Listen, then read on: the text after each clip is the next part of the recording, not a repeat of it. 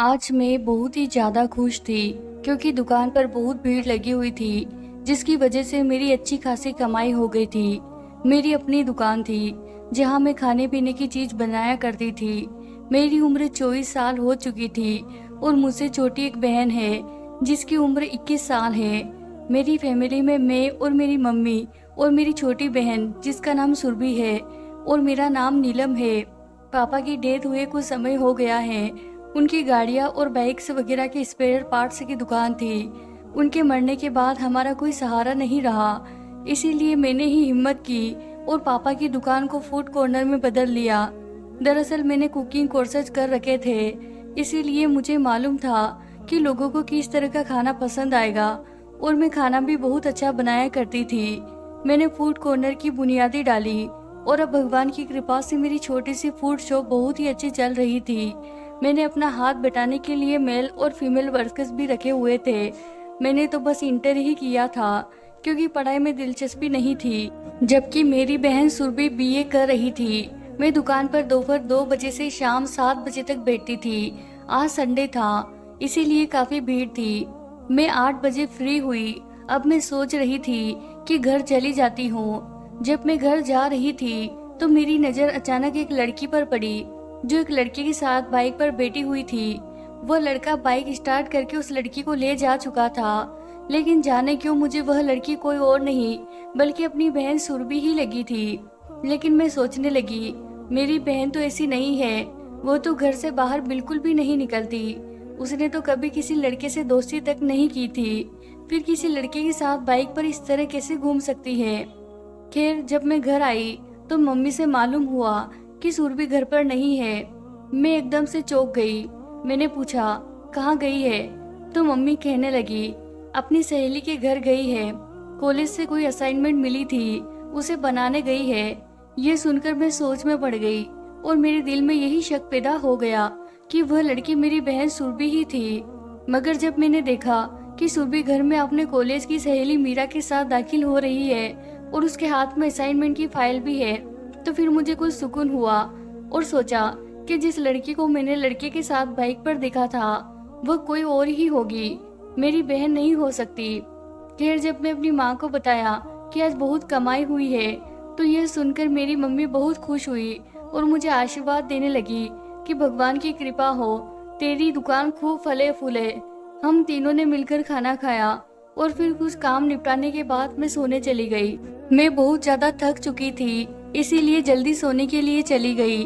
आज 5,000 रुपए कमाए थे, उसमें से 3,000 मम्मी को दिए और बाकी 2,000 मैंने अपनी अलमारी में रख दिए कि इससे घर के लिए कुछ सौदा वगैरह ले आऊंगी। यही सब सोचते हुए मैं नींद की वादियों में उतर गई।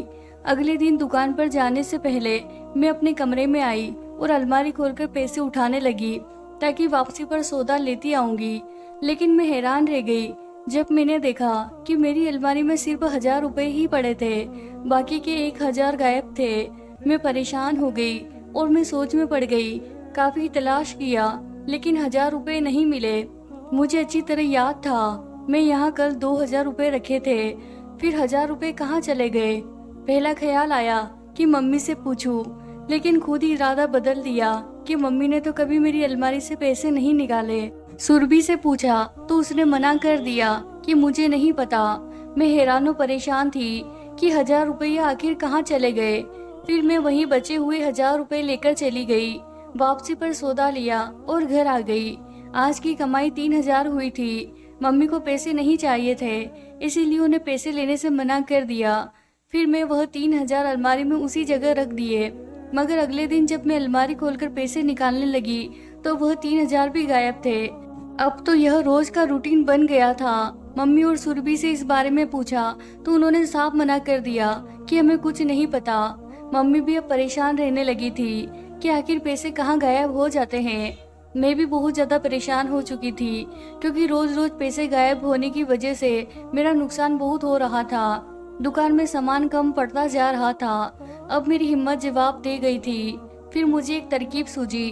मैंने सोचा कि पैसे सिर्फ रात को गायब होते हैं मेरे सो जाने के बाद, क्योंकि रात तक तो पैसे दराज में ही होते हैं। मैंने फैसला किया, आज मैं सारी रात जागती रहूंगी और फिर पता करूंगी कि आखिर पैसे जाते कहाँ हैं। इस तरह हकीकत पता चल जाएगी।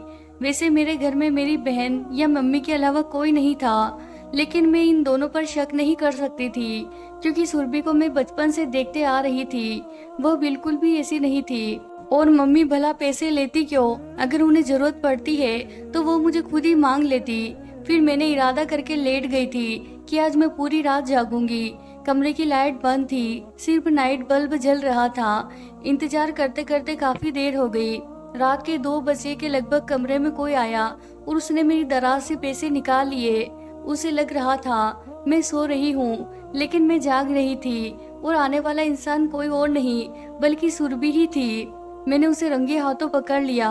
मैं हैरान थी कि मेरी बहन को आखिर पैसे चोरी करने की और फिर मुझसे झूठ बोलने की जरूरत क्यों पड़ गई। वह मुझसे पैसे मांग कर तो देखती, मैं उसे खुशी खुशी पैसे दे देती। जब मैंने सुरभि से इस बारे में पूछा तो वह रोने लगी और सब कुछ बता दिया कि वह अपनी कॉलेज का एक लड़का जो उसका सीनियर था उससे प्यार करती है और वह भी इससे प्यार करता है, मगर वह लड़का गरीब है और बीमार रहता है। अपने इलाज के लिए उसे पैसों की जरूरत है। उसका संबंध एक गरीब खानदान से है, इसीलिए कोई भी उसकी मदद नहीं कर रहा था।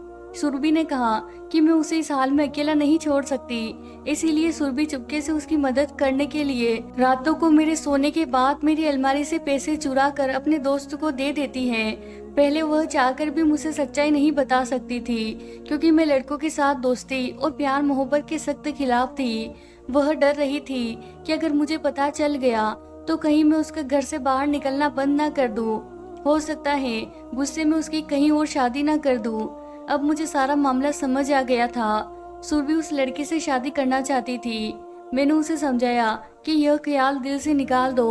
वह बहुत गरीब लड़का है, वह अपना इलाज तक नहीं करवा सकता, फिर वो तुम्हारा क्या ध्यान रखेगा? मम्मी भी नहीं मानेगी और मैं तुम्हारी शादी किसी ऐसे इंसान से नहीं करूंगी जो तुम्हें जिंदगी की खुशियों ऐशो आराम ना दे सके। लेकिन सुरभि पर मोहब्बत का भूत सवार था। वह मेरे आगे रोने लगी थी। मैं उसकी आंखों में आंसू नहीं देख सकती थी, इसीलिए मैंने उसकी बात मान ली। लेकिन मैं नहीं जानती थी कि मैं अपनी जिंदगी की सबसे बड़ी गलती करने जा रही हूँ। बीए पूरा होने के बाद मम्मी को सुरभि की शादी की चिंता सताने लगी। वो मेरी शादी पहले करना चाहती थी, लेकिन मैंने साफ इनकार कर दिया था कि मैं अभी शादी नहीं करूंगी, क्योंकि मुझे अपना एक रेस्टोरेंट खोलना था। यह मेरा सपना था, इसीलिए फिलहाल शादी का इरादा नहीं था। मगर मैंने मम्मी से बोल दिया था कि पहले सुरभि की शादी कर देते हैं। मैं बहुत जिद्दी थी और मेरी जिद के आगे मम्मी को मेरी बात माननी ही पड़ी। वह कहने लगी, अगर तुम्हारी नजर में कोई सुरभि के लिए रिश्ता है तो बताओ। मेरे दिमाग में रितेश का ही ध्यान आया था, जिससे सुरभि मोहब्बत करती थी। जब सुरभि की शादी के लिए मैंने लड़के वालों को अपने घर बुलाया तो मम्मी को वह लोग बिल्कुल पसंद नहीं आए। लड़का इकलौता था और उसकी 3 छोटी बहन थी। मुझे रितेश की बहनें पसंद नहीं आई थी, बहुत ही घमंडी टाइप की लग रही थी। उसके अलावा वह लोग बहुत ही थर्ड क्लास थे। उनके बोलने चलने के अंदाज में बिल्कुल भी सभ्यता नहीं थी। उनके मुकाबले हमारा घराना बहुत अच्छा था। लड़का एक स्कूल और कोचिंग सेंटर में पढ़ाता था। उसके पापा किराए की दुकान पर काम करते थे, जहां वो मशीनों के पुर्जे वगैरह बेचते थे। मम्मी ने उनके सामने तो यही कह दिया कि कुछ दिन बाद सोचकर जवाब देंगे, लेकिन उनके जाने के बाद मुझे कहने लगी कि सुरभि की शादी ऐसे लोगों में नहीं करेंगे। तुम कोई और अच्छा सा लड़का देखो जिसका परिवार छोटा हो और लड़का अच्छा खाता पीता घर का हो। मम्मी का इनकार सुनकर मैं बेबसी से सुरभि की तरफ देखने लगी, जो आंसू बहते हुए कमरे में जाने लगी थी। मम्मी चौंक कर उसे देखने लगी और फिर उसे रोककर पूछने लगी, सुरभि रुको और मुझे बताओ तुम क्यों रो रही हो? यह सुनकर मैं घबरा गई थी कि कहीं वह सच न बता दे, लेकिन भगवान की कृपा हुई कि सुरभि ने खुद ही बात संभाल ली और कहा, मम्मी एक समय था, हम भी गरीब हुआ करते थे, हमारे हालात भी ठीक नहीं थे। आप ऐसे शब्द ना बोले कि हमारा भगवान हमसे नाराज हो जाए। आज उसने हमें इस काबिल बना दिया कि हमारे पास पैसे हैं और हम अच्छा खाते पीते हैं, लेकिन जो हमसे कम है हमें उनके लिए इस तरह की सोच नहीं रखनी चाहिए। सुरभि की बात मम्मी के दिल पर लगी और मेरे समझाने पर भी मम्मी मान गई और फिर रितेश के घर वालों के लिए मम्मी ने हाँ कर दी। इस तरह कुछ मामले निपटने के बाद शादी 2 महीने के बाद तय की गई।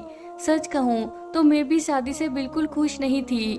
मैं सुरभि से बार बार कह रही थी कि एक बार फिर सोच लो, लेकिन उसका एक ही जवाब था कि अगर मुझे शादी करनी है तो रितेश से ही करनी है।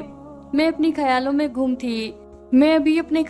गुम थी जब एक लड़का जो मुझसे उम्र में बड़ा था वह मेरे इर्द गिर्द घूम घूम कर खाने का ऑर्डर देने लगा। यह लड़का, जिसका नाम रोहन था, अक्सर ही मेरी दुकान से खाना लेने आ जाता था और फिर मेरे खाने की बहुत ही तारीफ करता था। आज जब मैंने उसे उसका ऑर्डर पैक करके दिया तो वो मुझसे पूछने लगा कि आपकी मंगनी हो गई है। उसके सवाल पर मैं पहले तो हैरान हुई और फिर जवाब दिया कि मैं भी सिंगल हूँ। ये सुनकर जाने कि उसके चेहरे पर मुस्कुराहट फैल गई और वह पैसे देकर चला गया। अब हम लोग सुरभि की शादी की तैयारी कर रहे थे। शादी के दिन करीब आ चुके थे। बहुत ही प्यार के साथ और बहुत सारा दहेज देकर मैंने मम्मी ने सुरभि को विदा कर दिया। उसके जाने के बाद घर में उदासी सी महसूस हो रही थी। शादी के 15 दिन बाद जब सुरभि घर आई तो उसके चेहरे पर काफी परेशानी थी। जब मैंने उससे परेशानी की वजह पूछी तो उसने मुझे पहले तो कुछ नहीं बताया, लेकिन फिर बाद में कहने लगी, दीदी मुझे कुछ पैसे चाहिए। रितेश कुछ कारोबार करना चाहते हैं जिसकी शुरुआत के लिए उन्हें पैसों की जरूरत है। उसकी बात सुनकर मैं खुश हुई कि चलो अच्छा है, रितेश का कारोबार शुरू होगा, फिर उसके हालात भी अच्छे हो जाएंगे। जब मैं सुरभि से रिश्ते के कारोबार की पूरी जानकारी पूछी तो उसने इनकार कर दिया कि मुझे इस कारोबार के बारे में कुछ भी नहीं पता। वह अपने दोस्त के साथ कारोबार शुरू कर रहा है। मैंने सुरभि को पैसे दे दिए, वह घर चली गई।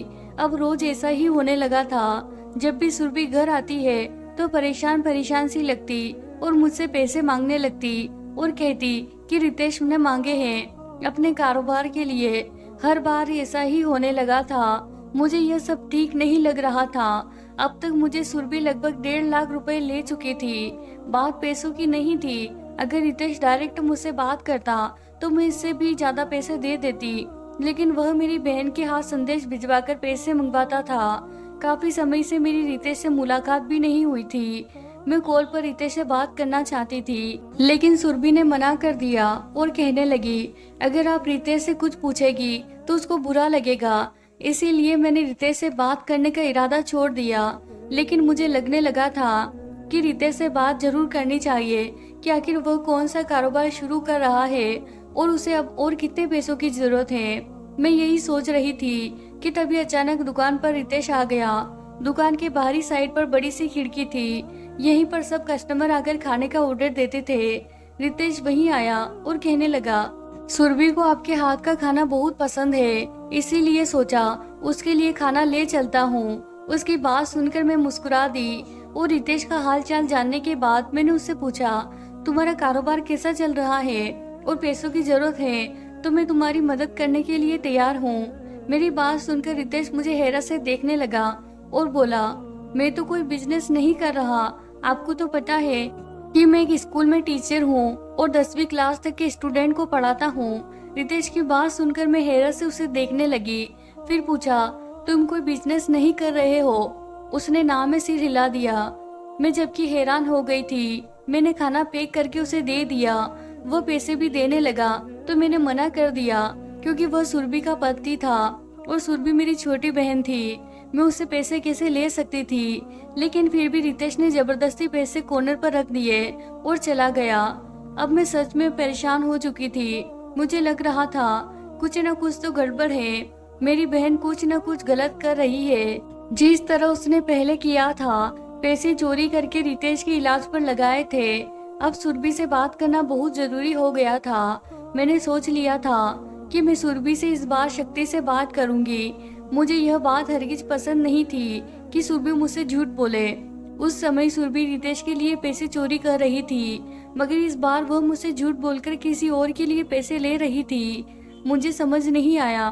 मैंने सच्चाई जानने के लिए फौरन अगले दिन उसे घर बुलाया और उसे शक्ति से पूछा तो वह सर झुकाकर बोली, मेरी ननद सीमा को पैसे की जरूरत थी। उसकी एक दोस्त बीमार है, उसके इलाज के लिए पैसों की जरूरत थी। ये सुनकर मैं सोच में पड़ गई और फिर सुरभि को समझाया, तुम झूठ बोलकर पैसे मत लिया करो, सच बोलकर ले लिया करो। मैं कभी तुम्हें मना नहीं करूंगी। ये सुनकर वह मुस्कुरा दी थी। कुछ दिनों के बाद सुरभि ने अपने ससुराल मुझे और मम्मी को दावत पर बुलाया। उनके घर जाकर मुझे बहुत अफसोस हुआ क्योंकि उसके घर की ढंग की कोई चीज नहीं थी। दीवारों से प्लास्टर उखड़ रहा था, सफेदी तक नहीं की गई थी। यहाँ तो बहुत ही गरीबी थी। मैंने सोचा कि मैं सुरभि की मदद कर दिया करूंगी, हर महीने उसे पैसे दे दूंगी ताकि उसका गुजारा अच्छा हो। लेकिन मैं नहीं जानती थी कि आगे क्या होने वाला था। एक दिन मैं दुकान पर थी जब रोहन का कॉल आया। उसने मुझे अपनी मोहब्बत का इजहार किया और बोला, मेरे घर अपनी फैमिली को लाना चाहता हूँ। इस रिश्ते के लिए मैं ना जाने क्यों इनकार ना कर सकी। मुझे रोहन अच्छा लड़का लगता था। फिर उसके घर वाले मम्मी से और मुझसे मिलने आए। रोहन पुलिस में एसपी था। रिश्ता पक्का हो गया और शादी 5 महीने बाद होना तय हो गई। मैं बहुत खुश थी, लेकिन सारी खुशी उस समय गायब हो गई जब यह खबर सुनी कि रितेश को लास्ट स्टेज का कैंसर था। कैंसर की पहचान तब हो पाई थी जब उसके बचने की कोई उम्मीद नहीं थी। रितेश के पास तो इलाज के पैसे भी नहीं थे। मैंने ही उसके इलाज पर पैसे लगाए थे। सुरभि का रोना मुझे देखा नहीं जाता था। वह मेरे आगे हाथ जोड़ती थी कि दीदी रितेश को बचा ले, वरना मैं उसके बगैर जी नहीं पाऊंगी। मैं भी अपनी पूरी कोशिश कर रही थी कि किसी तरह रितेश का इलाज हो जाए और वह बच जाए, मगर वही हुआ जो किस्मत में लिखा था। किस्मत का लिखा मैं बदल नहीं सकती थी। इलाज होने के बावजूद भी मैं रितेश को बचा नहीं पाई और उसकी मौत हो गई।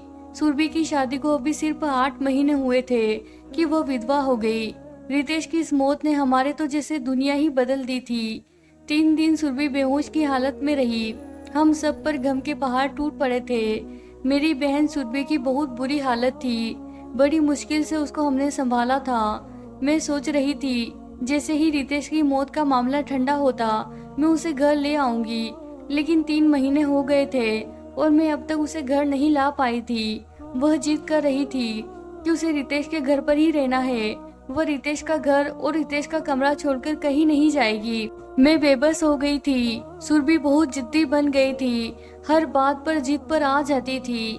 इसीलिए उसके हाल पर उसे छोड़ दिया और सोचा जब थोड़ा समय और गुजर जाएगा और सुरभि को सब्र आ जाएगा तो मैं उसे घर ले आऊंगी। इसी बीच मेरी रोहन से शादी की तारीख जो तय हुई थी वो आगे बढ़ गई थी।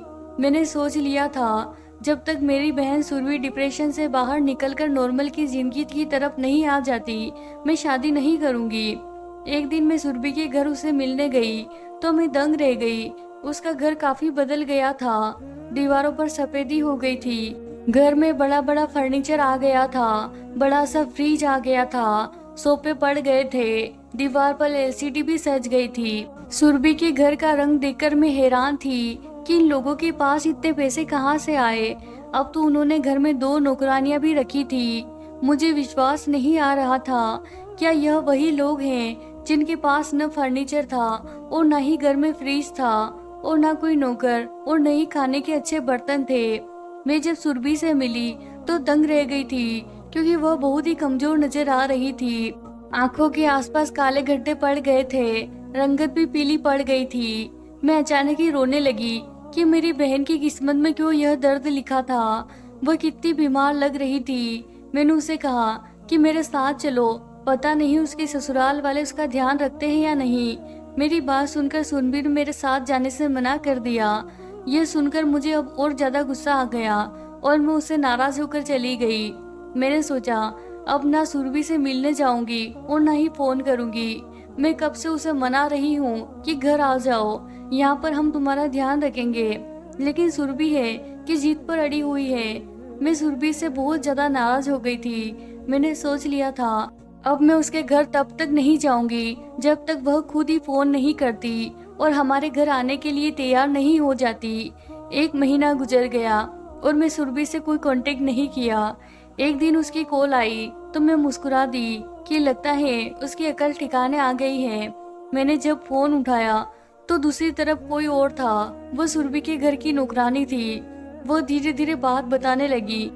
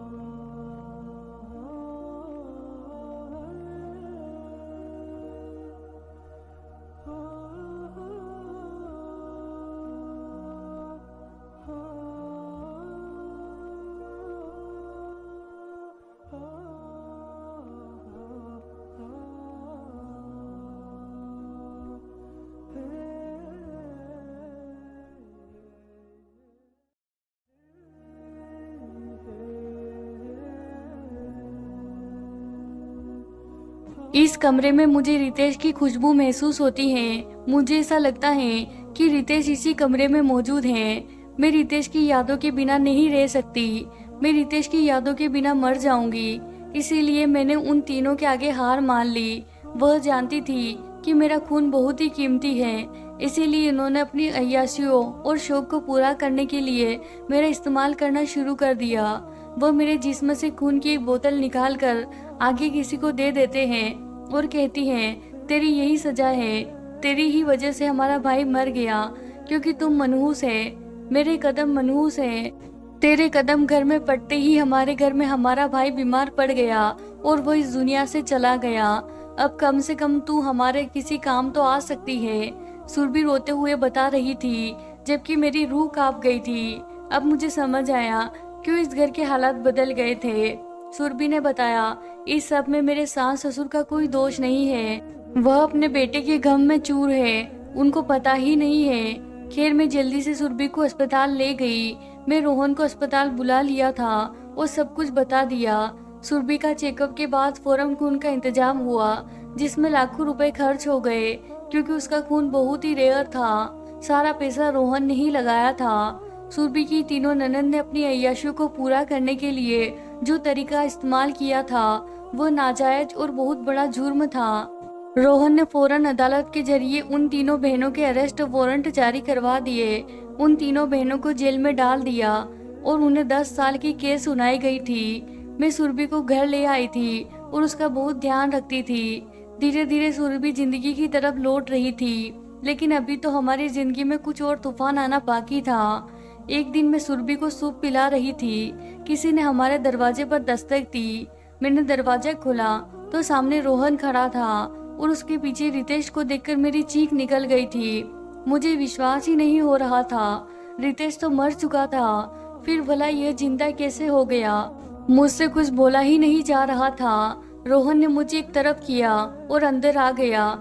सुरभि को रितेश को अपने सामने देखकर आंखें फाड़े रितेश को देख रही थी।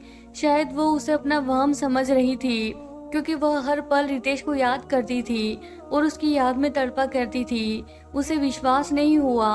वह धीरे से चलती हुई रितेश के पास आई और उसे छूकर महसूस किया। जब उसे विश्वास हो गया कि रितेश जिंदा है, तो वह उसे लिपट गई थी और चीखें मार मार कर रोने लगी थी। जब मुझे कुछ होश आया तो मैंने रोहन से पूछा, यह सब क्या है? रितेश तो मर चुका था, इसे तो कैंसर था, फिर भला यह जिंदा कैसे हो गया? फिर रोहन ने मुझे सारी सच्चाई बताई कि रितेश की तीनों बहनों को जेल में डालने के बाद पुलिस ने पूरे घर की तलाशी ली थी। जहां तहखाने में रितेश बहुत ही खराब हालत में मिला था। हम इसे अस्पताल लेकर गए और वहां 8 दिन तक इसका इलाज चलता रहा। बाद में जब इसकी बहनों से पूछताछ हुई तो उन्होंने सारी सच्चाई बता दी। उन्होंने बताया कि जब तक भाई सुरभि की ढाल बने रहते, तब तक हम सुरभि का इस्तेमाल नहीं कर सकते थे। इसीलिए रितेश को रास्ते से हटाना जरूरी था और इसीलिए उन्होंने रिश्ते को बंधक बनाकर तहखाने में डाल दिया और डॉक्टर से कहकर उन्होंने कैंसर की झूठी रिपोर्ट बनवाई थी। पहले रितेश को बेहोशी की हालत में सबके सामने मरा हुआ साबित कर दिया था और जब उसका अंतिम संस्कार होने वाला था तो उसे चालाकी के साथ चिता से हटा दिया गया था और खाली चिता जला दी गई थी। और फिर सुरभि के खून का इस्तेमाल करने लगे और पैसे कमाने लगी। कुछ ही देर में रितेश के माँ बाप भी आ गए थे। रोहन ने दोनों को फोन करके बुला लिया था। अपने बेटे को देखकर वह भी हैरान हुए थे और खुश भी हुए थे। लेकिन जब सच्चाई पता चली तो दोनों ही रोने लगे थे। उन्हें विश्वास ही नहीं हो रहा था कि उनकी सगी बेटियां उनके अपने बेटे के साथ इतना घिनौना काम कर सकती है। उन्होंने रोहन से कह दिया, जो मेरी बेटियों की सजा बनती है उन्हें जरूर दिलवाए। उन्होंने मेरे बेटे के साथ बहुत ही गलत किया है। रितेश भी अपने माँ बाप के गले लगकर बहुत रो रहा था। सुरभि और रितेश एक दूसरे को पाकर बहुत खुश थे। मैं भी रोहन की एहसानमंद थी जिसने मेरा इतना साथ दिया था। साथ ही साथ मैं खुश भी थी कि इन तीनों बहनों को उनके किए की सजा मिल गई थी।